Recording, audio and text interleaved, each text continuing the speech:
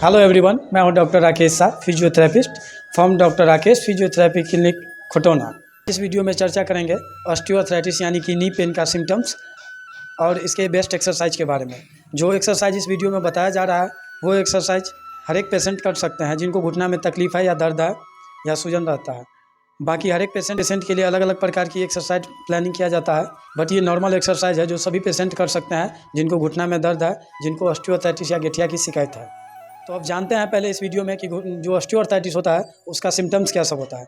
Osteoarthritis का symptoms में सबसे पहला सिम्टम्स होता है जिसमें पेन आता है, दर्द आता है। दूसरा सिम्टम्स होता है दर्द के साथ साथ सूजन भी रहता है। तीसरा सिम्टम्स ये रहता है कि जकड़न ज़्यादा रहता है। जकड़न मतलब जैसे मॉर्निंग में आप सो करके उठते हैं उस टाइम पे बिल्कुल पैर सीधा करने में दर्द हो रहा है या सीधा करने में बहुत ज़्यादा तकलीफ हो रहा है, उस चीज़ को स्टिफनेस बोलते हैं। जब वो धीरे धीरे थोड़ी देर के बाद जब पैर को हिलाते हैं या 2-4 कदम 10 कदम चलते हैं वो जकड़न कम हो जाता है। साउंड आता है क्रिप्टा साउंड, क्रिक क्रिक के जैसे मूवमेंट करेंगे तो उसमें से आवाज़ आता है घुटना में से, जो बोन दोनों आपस में जॉइंट पे जो घिसता है उसका जो है सो साउंड आता है। इसके साथ एक और प्रॉब्लम आता है जिसमें मसल्स वीक हो जाता है, मसल्स की कमजोरी हो जाती है और डिफॉर्मिटी हो जाता है। डिफॉर्मिटी इस वजह से होता है कि अगर बोन ज़्यादा घिस रहा है, अगर घिस गया है तो उसमें से ऑस्टियोफाइट फॉर्मेशन होने लगता है। तो इसी वजह से जो है सो एबनॉर्मल ग्रोथ ऑफ बोन कर सकते हैं इसको। जो जिस तरह से जॉइंट हमारी होना चाहिए अंदर में सरफेस, उस तरह से कई बार नहीं होके उसमें ऑस्टियोफाइट फॉर्मेशन हो जाता है। छोटे छोटे से जो है सो बोन की जो है सो गांठें निकल जाती है अंदर, तो उसको ऑस्टियोफाइट फॉर्मेशन बोलते हैं।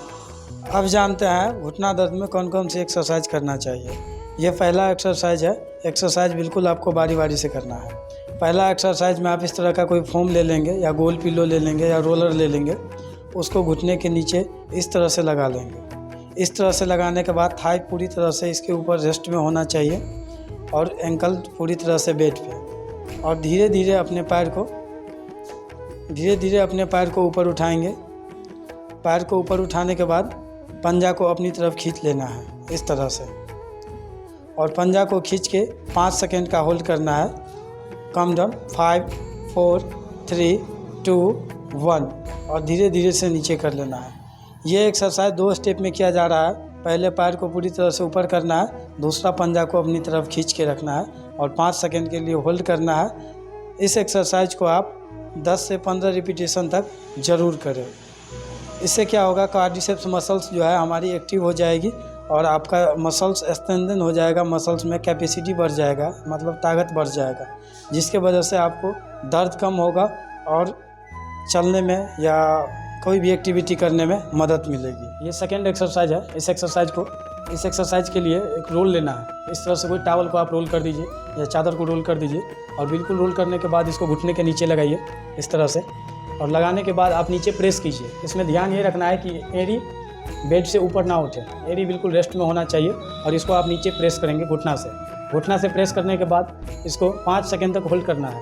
आप 5 सेकेंड तक होल्ड कीजिए और बाकी धीरे धीरे छोड़ दीजिए। फिर दोबारा आप एक बार सांस लीजिए, छोड़िए और फिर से जो है सो दोबारा दबाइए।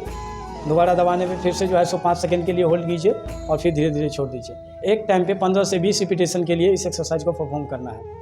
जैसे जैसे आपकी कैपेसिटी बढ़ जाती है पैर की, उस तरह से जो आप इस एक्सरसाइज की रिपीटेशन बढ़ा सकते हैं। ये थर्ड एक्सरसाइज है। ये एक्सरसाइज हिप एब्डक्टर मसल्स के लिए किया जाता है। कई बार क्या होता है, हिप एब्डक्टर मसल्स वीकनेस के कारण घुटना में भी दर्द आता है, और घुटना दर्द के वजह से कई बार मरीज लचक के चलने लगता है लिम्पिंग गेट में। जो हमारी थर्ड एक्सरसाइज है उसमें क्या करना है, जो पटेला है हमारा उस पर ध्यान रखना है। पटेला चपनी, जिसको चक्री बोलते हैं, चक्री पूरे छत की तरफ रहना चाहिए सीधा, और इस पैर को धीरे से उठा करके इस तरह से बाहर ले जाना है और धीरे धीरे फिर रिलैक्स कर देना है। इस एक्सरसाइज में आपको होल्ड नहीं करना है, धीरे धीरे बाहर की तरफ ले जाना है और फिर धीरे धीरे फिर अंदर ला लेना है। और इस तरह से इस एक्सरसाइज को आप 15 से 20 रिपीटेशन के लिए कर सकते हैं। तो आप कुछ दिन एक्सरसाइज कर लेते हैं, आपका मसल्स स्ट्रेंथ हो जाता है, मसल्स में कुछ ताकत आ जाती है, तो इस एक्सरसाइज के लिए इस तरह का थेराबैंड का लूप होता है, उसका आप प्रयोग कर सकते हैं, या किसी भी प्रकार का अपोजिट फोर्स जिसमें लगाना पड़े थोड़ी ज़्यादा मात्रा में, उस प्रकार की आप कोई भी रबर या पैसिव सपोर्ट का प्रयोग करके और इस पैर को फिर से सेम डायरेक्शन में इसी तरह से बाहर ले जाना है और फिर अंदर लाना है, फिर से बाहर ले जाना है, ले चलो और इस प्रकार से बाहर ले जाना है और फिर से धीरे धीरे अंदर लाना है। घुटना दर्द या ऑस्टियोआर्थराइटिस के लिए बेस्ट एक्सरसाइज है ये, इसको ज़रूर करना चाहिए। बढ़ते हैं अब नेक्स्ट एक्सरसाइज की तरफ। ये फोर्थ एक्सरसाइज है जिसमें क्या करना है, दूसरे पैर को फोल्ड कर लेना है, दूसरे पैर को इसलिए फोल्ड कर लेना है ताकि पैर को जो हम एक्सरसाइज करेंगे उसमें सपोर्ट मिले, हमारे कमर में कोई इस प्रकार की दिक्कत ना लगे। और इस पैर को सीधा जो रखते हैं उसको इस तरह से रोटेट कर लेना है। रोटेट करने के साथ साथ जो घुटना है पूरी तरह से सीधा होना चाहिए, इस पर कोई फोल्ड नहीं होना चाहिए। सीधा रखने के साथ साथ पैर को इस तरह से ऊपर उठाना है, ऊपर उठाना है। इसको 30 से 40 डिग्री तक रेंज में लाएंगे ऊपर, और यहाँ पे 5 सेकंड के लिए होल्ड करेंगे और फिर धीरे धीरे नीचे कर लेंगे। घुटना दर्द ऑस्टियोआर्थराइटिस के लिए बेस्ट एक्सरसाइज है। इस एक्सरसाइज को 5 से 10 रिपीटेशन के लिए कर सकते हैं। इस एक्सरसाइज को VMO स्टैंडिंग एक्सरसाइज भी कहते हैं।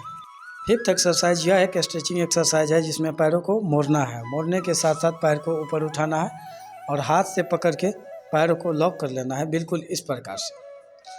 इसके साथ ही पैर को ऊपर उठाना है। पैर को ऊपर उठाने से हमारे हैमस्ट्रिंग मसल्स में स्ट्रेचिंग आ जाएगा, और उसके साथ हैमस्ट्रिंग के साथ साथ हमें काफ मसल्स को भी स्ट्रेच करना है। इसके लिए हमें पंजा को अपनी तरफ खींचना पड़ेगा। पंजा को अपनी तरफ खींचते हुए हमको 10 सेकंड का होल्ड करना है, और होल्ड करने के बाद धीरे धीरे छोड़ देना है। यह एक्सरसाइज घुटना दर्द वालों के लिए बहुत ही बेस्ट एक्सरसाइज है। ये सेल्फ स्ट्रेचिंग एक्सरसाइज है। इस एक्सरसाइज को करने के बाद आपको पूरी तरह से पैर रिलैक्स हो जाएगा, हल्का हो जाएगा और काफ़ी लाभ होगा। इस एक्सरसाइज को भी ज़रूर करें। आगे बढ़ते हैं आप नेक्स्ट एक्सरसाइज की तरफ। यह लास्ट स्टैंडिंग एक्सरसाइज है जिसमें आपको इस प्रकार का वेट लेना है। वेट को एंकल पे बांध देना है और उसी के साथ पैर को ऊपर उठाना है। पैर को ऊपर उठा के 5 से 10 सेकंड के लिए रोक के रखना है, जिसमें आपका थाई बिल्कुल बेड पे सपोर्ट होना चाहिए। पंजा अपनी तरफ खींच लेना है और धीरे धीरे रिलैक्स कर देना है, बिल्कुल पैर को नीचे छोड़ देना है। और इस एक्सरसाइज को आप 10 से 15 रिपीटेशन के लिए बिल्कुल आराम से कर सकते हैं। इस वीडियो में बताई गई जानकारी और एक्सरसाइज घुटना दर्द और ऑस्टियोआर्थराइटिस के पेशेंट के लिए है। आप इस वीडियो को देख करके घुटना दर्द के लिए एक्सरसाइज बिल्कुल अपने घर में कर सकते हैं। अगर आपको किसी भी प्रकार का दिक्कत हो रहा है तो ज़रूर अपने नज़दीकी डॉक्टर से संपर्क करें, या मेरे से संपर्क करने के लिए डिस्प्ले पे दिए हुए नंबर पे कांटेक्ट करें। जय हिंद। मिलते हैं नेक्स्ट वीडियो में एक नए टॉपिक के साथ।